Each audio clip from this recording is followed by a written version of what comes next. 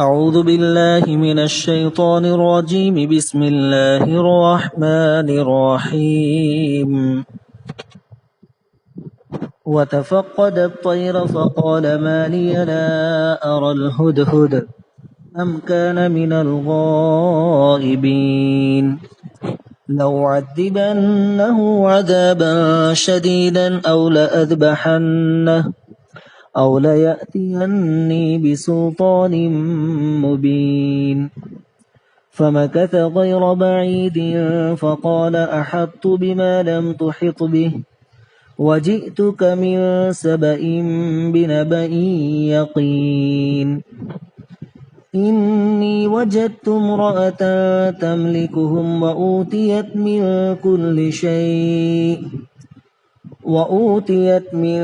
كل شيء ولها عرش عظيم وجدتها وقومها يسجدون للشمس من دون الله وزين لهم الشيطان أعمالهم فصدهم عن السبيل فهم لا يهتدون صدق الله العظيم.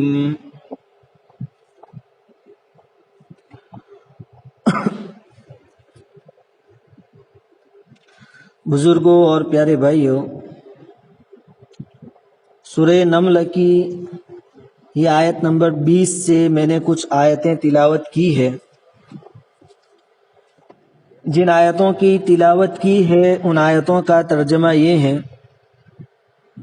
کہ اور سلیمان علیہ السلام نے پرندوں کا جائزہ لیا تو کہنے لگے کیا بات ہے کہ میں ہدہد کو نہیں دیکھ رہا ہوں، کیا وہ کہیں غائب ہو گیا ہے؟ میں اس کو سخت سزا دوں گا یا اس کو ذبح کر ڈالوں گا یا وہ میرے پاس اپنے غیر حاضر رہنے کے عذر پر واضح دلیل پیش کریں. پھر تھوڑی ہی دیر بعد ہدہد آ گیا اور اس نے کہا کہ میں ایک ایسی خبر لے کر آیا ہوں جو آپ کو معلوم نہیں ہے، اور وہ خبر یہ ہے کہ میں آپ کے پاس ملکہ سبا کی ایک یقینی خبر لے کر آیا ہوں. میں نے ایک عورت کو پایا جو ان پر حکومت کرتی ہے، اس کو ہر چیز عطا فرمائی گئی ہے اور اس کا ایک بہت بڑا تخت بھی ہے. میں نے اس کو اور اس کی قوم کو پایا کہ وہ اللہ کے بجائے سورج کو سجدہ کرتے ہیں. شیطان نے ان کی نظر میں ان کے اعمال کو خوشنما بنا دیا ہے، اس طرح اس نے ان لوگوں کو ہدایت کے راستے سے روک رکھا ہے، چنانچہ وہ ہدایت سے محروم ہیں. گزشتہ 2 دن سے بات چل رہی ہے حضرت سلیمان علیہ السلام کی حکومت اور سلطنت کے بارے میں. اس سے پہلے سلیمان علیہ السلام کی گفتگو ہوئی تھی کہ سلیمان علیہ السلام اپنے لشکر کے ساتھ ایک میدان میں پہنچے. وہاں چیونٹیوں کا ایک لشکر دیکھا. وہاں ایک چیونٹی اس میں سے جو سردار تھی وہ بولی. اس کا کلام سلیمان علیہ السلام نے سنا، اس پر اللہ رب العزت کا شکریہ ادا کیا اور اللہ رب العزت سے دعا مانگی کہ الہ العالمین آپ کی دی ہوئی نعمتوں پر ہمیشہ شکریہ ادا کرنے کی توفیق عطا فرمائیں. اب آگے لمبا واقعہ شروع ہو رہا ہے. واقعہ یہ ہے کہ جیسا کہ ہم نے جان لیا کہ سلیمان علیہ السلام کے لشکر میں انسان بھی تھے، جنات بھی تھے، پرندے بھی تھے، بہت بڑا لشکر تھا. سلیمان علیہ السلام نے ایک مرتبہ اپنی فوج کے پرندے کے دستے پر نظر ڈالی، یعنی پرندوں کی جو فوج تھی اس پر نظر ڈالی تو دیکھا کہ ہدہد نامی پرندہ موجود نہیں ہے، غائب ہے. حضرت سلیمان علیہ السلام نے فوراً نوٹس لیا کہ اگر ہدہد بغیر عذر کے غیر حاضر ہوا ہے تو سزا کا مستحق ہے، لیکن کچھ ہی دیر میں ہدہد آ پہنچا اور آ کر اس نے کہا کہ میں ایک ایسی خبر لے کر آیا ہوں کہ جس سے اب تک آپ بھی واقف نہیں ہیں، اور وہ خبر یہ ہے کہ میں نے سبا نامی علاقے میں ایک عورت کو دیکھا ہے جو وہاں کی حاکم ہے، حکمران ہے۔ اس کو دنیا کی ہر نعمت حاصل ہے اور اس کے پاس ایک عظیم الشان تخت شاہی بھی ہے۔ وہ اور اس کی قوم اللہ کے بجائے سورج کی پوجا کرتی ہیں۔ حضرت سلیمان علیہ السلام نے فرمایا کہ ہم ابھی تمہاری اس خبر کی تحقیق کرتے ہیں۔ اس کی صورت یہ ہے کہ تم یہ خط لے کر جاؤ اور اس کے پاس ڈال دو، اور اس کے پاس سے ہٹ کر ذرا دور کھڑے رہ کر دیکھو کہ وہ اپنے درباریوں سے کیا مشورہ کرتی ہے۔ ملکہ سبا نے درباریوں کو حضرت سلیمان علیہ السلام کا جو خط تھا وہ پڑھ کر سنایا اور اپنے درباریوں سے مشورہ طلب کیا۔ درباریوں نے کہا کہ ہم لوگ طاقتور بھی ہیں اور جنگجو بھی ہیں، اگر آپ سلیمان سے جنگ کرنا چاہتی ہیں تو ہم اس کے لیے بھی تیار ہیں، لیکن فیصلہ آپ کو کرنا ہے۔ تو ملکہ نے کہا کہ بادشاہوں کا مزاج یہ ہوتا ہے کہ جب ان کو کسی علاقے میں غلبہ حاصل ہوتا ہے تو پھر اسے تہس نہس کر دیتے ہیں اور وہاں کے باعزت لوگوں کو ذلیل و رسوا کرتے ہیں۔ اس لیے ہم پہلے کچھ تحفے بھیج کر آزمائش کرتے ہیں۔ غالباً ملکہ سبا اس کے ذریعے یہ جاننا چاہتی تھی کہ یہ شخص یعنی سلیمان علیہ السلام جس کی طرف سے ان کو خط لکھا گیا تھا وہ مال و زر کے لالچی ہیں یا پھر ان کا مقصد کچھ اور ہے۔ اگر وہ شخص یعنی سلیمان علیہ السلام مال و دولت کے لالچی ہیں تو پھر کچھ لے دے کر معاملہ ختم کر لیں گے۔ جب حضرت سلیمان علیہ السلام تک یہ تحفے پہنچے تو چونکہ آپ کا مقصد ملکہ اور اس کی قوم کو توحید کی دعوت دینا تھا، اس لیے آپ نے اس پر کوئی توجہ نہیں دی۔ بلقیس نے جو تحفے اور ہدیے اور گفٹ بھیجی تھی اس کی طرف کوئی دھیان نہیں دیا اور فرمایا کہ اللہ نے مجھ کو تم سے بہتر چیز عطا فرمائی ہے، اور اگر وہ ہماری دعوت کو قبول نہ کریں تو پھر ہمیں مجبوراً فوجی کارروائی کرنی پڑے گی۔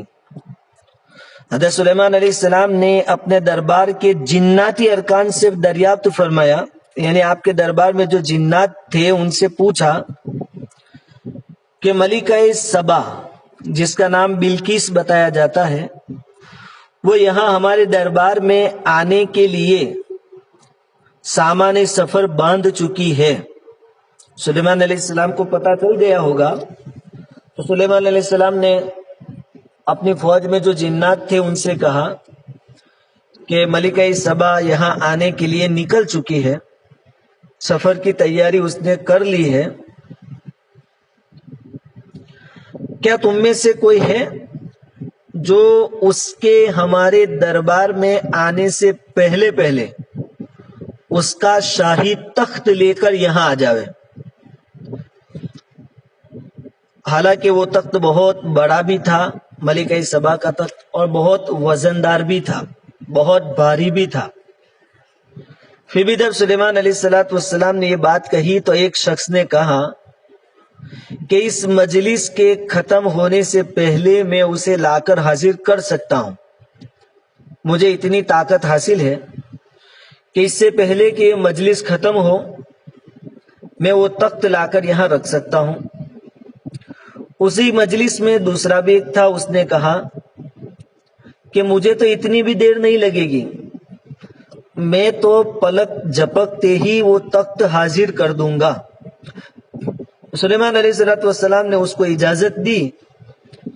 اس دوسرے شخص نے فوراً ہی ملکہ سبا کا تخت شاہی لا کر سامنے رکھ دیا.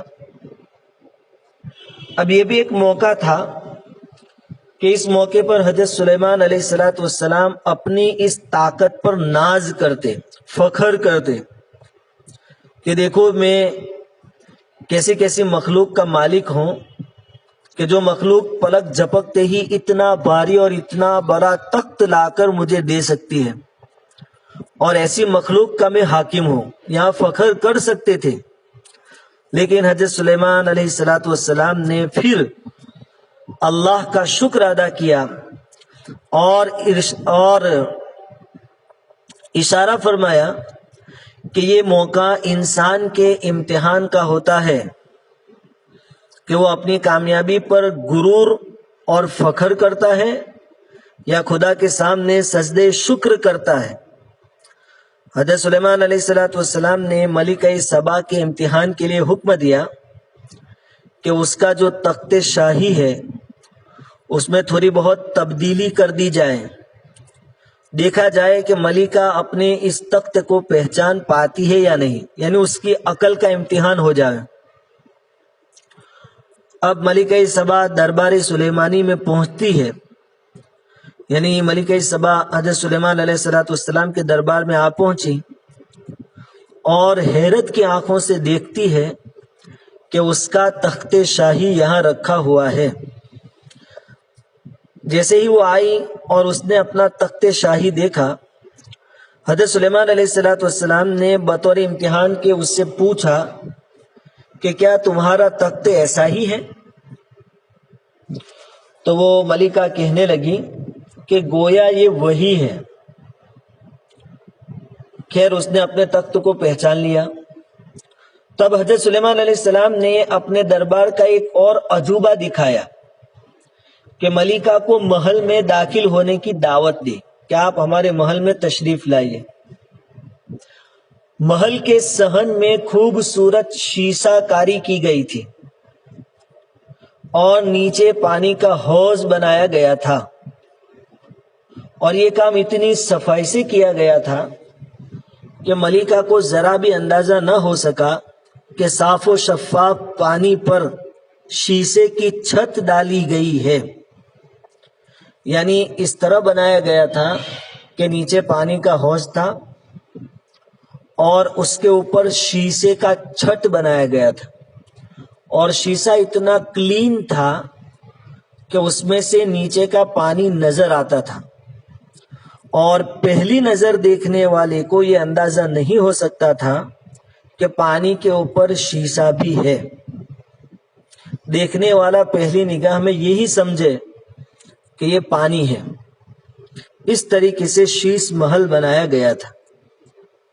اب چونکہ ملکہ کو تو محل میں داخل ہونا تھا اور اس کو شیشے کی چھت نظر نہیں آئی، تو وہ یوں سمجھی کہ یہاں بہت گہرا پانی ہے، اس لیے کپڑے بھیگ نہ جاوے پانی میں، اس لیے کچھ کپڑے اوپر کو اٹھائے اور پھر قدم رکھنے لگی. تب حضرت سلیمان علیہ السلام نے اس کو ٹوکا کہ یہ کوئی پانی نہیں ہے، یہ تو شیش محل ہے.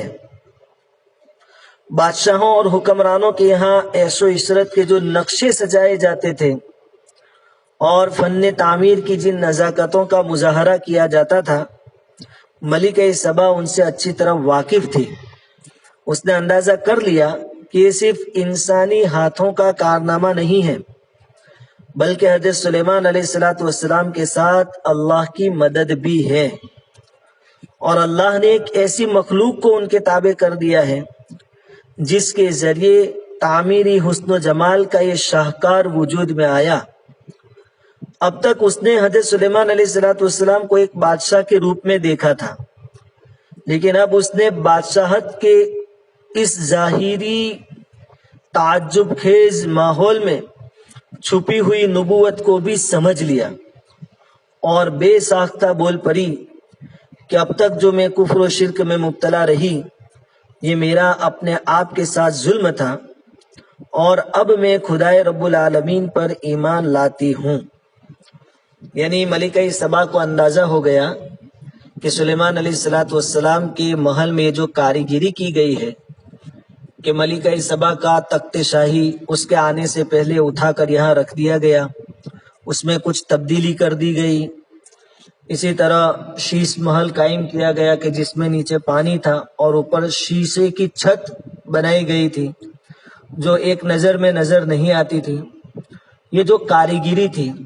اسی طرح بعض روایتوں میں یہ بھی آتا ہے کہ سلیمان علیہ الصلوۃ والسلام نے اپنے آس پاس لشکر کھڑے کر دیے تھے، جناتوں کا لشکر الگ، جانوروں کا لشکر الگ، انسانوں کا لشکر الگ.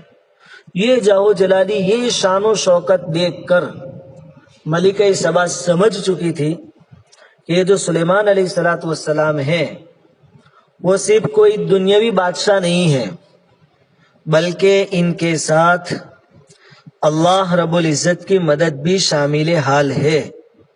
تبھی تو ان کے محل میں یہ عجیب و غریب منظر نظر آ رہے ہیں. چنانچہ فوراً اس کو اپنی غلطی کا احساس ہو گیا اور اس نے اقرار کر لیا کہ اب تک میں آپ سے ناواقف تھی اور میں ایک بت پرست قوم کے اندر رہتی تھی جس کی وجہ سے اب تک میں اللہ پر ایمان نہیں لا سکی. آج میں نے اللہ رب العزت کی قدرت کو دیکھ لیا اور سلیمان علیہ الصلوۃ والسلام اللہ کے نبی ہیں، اس کو جان بھی لیا. آج میں توبہ کرتی ہوں اور سلیمان علیہ الصلوۃ والسلام کے ہاتھوں اللہ رب العزت پر ایمان لاتی ہوں. اب یہ قوم سبا نام کیسے پڑا اور یہ بستی کی حقیقت کیا ہے، اس کے بارے میں کہا جاتا ہے کہ سام ابن نوح، یعنی نوح علیہ الصلوۃ والسلام کا بیٹا سام، اس کی چوتھی پشت میں قحطان کا نام آتا ہے.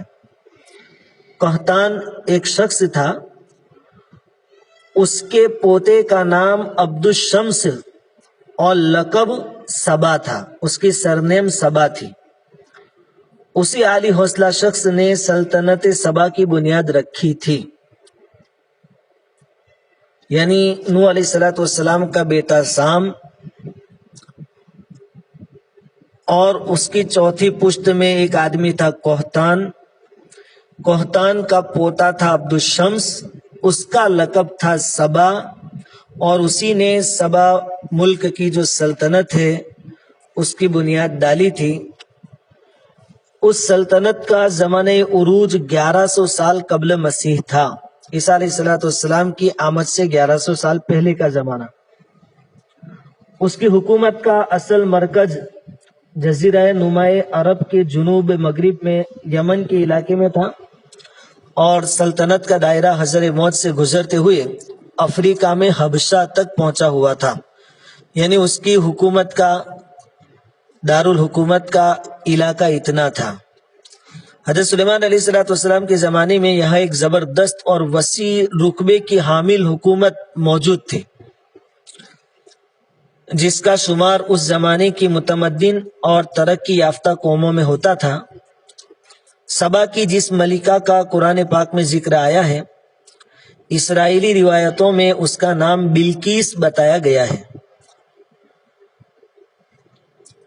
تورات میں بھی ملکہ سبا کے دربار سلیمانی میں حاضری اور پھر ایمان لانے کا ذکر موجود ہے. یعنی تورات میں بھی ایک قصہ ملتا ہے.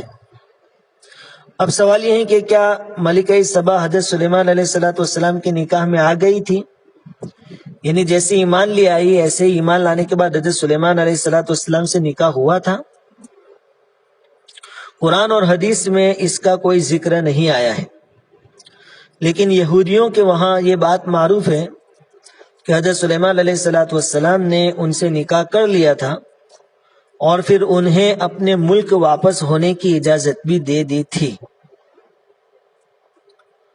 اب یہ تھا واقعہ ملکہ سبا کا یعنی بلقیس کا کہ وہ ایک بہت بڑی حکومت کی مالک تھی، لیکن سب اللہ رب العزت کو چھوڑ کر اللہ کی مخلوق کی پوجا کرتے تھے، یعنی شرک میں مبتلا تھے. ہدہد کا گزر ایک مرتبہ ان کی بستی پر ہوا. ہدہد نامی پرندے نے دیکھا کہ یہ پوری قوم اور ملکہ سب مل کر اللہ کے अलावा दूसरों की इबादत करते हैं। हुदहुद ने आकर सुलेमान अलैहिस्सलाम को खबर दी।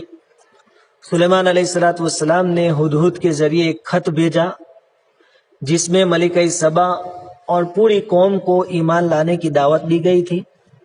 मलिका सबा ने अपने दरबारियों को जमा किया और सबसे मशवरा लिया। दरबारियों ने जवाब दिया कि अगर आप जंग का ऐलान करेगी तो हम जंग के लिए भी तैयार हैं, लेकिन आप बादशाह हैं, आप हाकिम हैं, जो फैसला करेगी हमें मंजूर है। मलिका सबा यानी बिल्किस बड़ी अक्लमंद औरत थी। उसने ये फैसला किया कि पहले हम सुलेमान अलैहिस्सलाम का इम्तिहान ले लेवे कि ये आदमी सिर्फ दुनियावी मालो दौलत चाहता है या फिर उसका कोई और मकसद है। तो उसने बहुत सारे हदिये, तोहफे और गिफ्ट सुलेमान अलैहिस्सलाम के पास भेजी। सुलेमान अलैहिस्सलाम ने उसको कबूल करने से इनकार कर दिया और फरमाया कि ये तो कुछ भी नहीं है, इससे कई गुना ज्यादा अल्लाह ताला ने हमें अता फरमाया है, और उसके हदिये और तोहफे वापस कर दिए। बल अंतुम बिहदियतिकुम तफरहून कहकर कि ये तोहफे तुम्हारे, तुमको मुबारक, मुझे इसकी कोई जरूरत नहीं है। मेरा तो एक ही मकसद है कि तुम एक अल्लाह की इबादत करने वाले बन जाओ और अल्लाह के साथ जो दूसरी मखलूक को तुम शरीक ठहराती हो इबादत में, उससे बाज आ जाओ, तौबा कर लो और ईमान कबूल कर लो। जब तोहफे और हदिये वापस कर दिए गए तो मलिका सबा समझ गई कि सुलेमान अलैहिस्सलाम कोई दुनियावी मालो दौलत चाहने वाले इंसान नहीं है, बल्कि कोई अलग शख्सियत है। चुनांचे उसने अपने दरबारियों के साथ हजरत सुलेमान अलैहिस्सलाम की दरबार में हाजिरी का इरादा किया। उसके आने से पहले उसका तख्ते शाही उठाकर जिन्नात के जरिए हजरत सुलेमान अलैहिस्सलाम ने अपने दरबार में मुंतकिल करवा लिया। उसमें कुछ तब्दीली कर दी गई। इसी तरह पानी के हौज के ऊपर शीशे की दीवार कायम की गई और उसके आने से पहले जाहो जलाली, शान शौकत दिखलाई गई ताकि मलिका सबा अंदाजा कर ले कि सुलेमान अलैहिस्सलाम कैसी हस्ती है। खैर, बड़ी होशियार औरत थी। सुलेमान अलैहिस्सलाम के दरबार में जो कुछ नज़ारे देखे, उन नज़ारों को देखकर उसने अंदाजा कर लिया कि सुलेमान अलैहिस्सलाम कोई मामूली इंसान और मामूली बादशाह नहीं है, बल्कि ये वाक़ियतन अल्लाह के नबी हैं। अल्लाह की मदद इनके साथ शामिल हाल है। और उसने फिर हजरत सुलेमान अलैहिस्सलाम के हाथों पर ईमान कबूल कर लिया। उसके बाद क्या हुआ वो वाक़िया कुरान ने बयान नहीं किया है और हदीस ने भी बयान नहीं किया है। इस वाक़े के अंदर बहुत सारे सबक हमारे अंदर मौजूद हैं, जिनको इंशाअल्लाह आइंदा कल हम सुनेंगे। अल्लाह रब्बुल इज़्ज़त रमज़ान के इस मुबारक महीने में अपनी रज़ामंदी वाले आमाल करने की तौफीक अता फरमाएं। वाखिरु दावाना अनिल हम्दुलिल्लाहि रब्बिल आलमीन।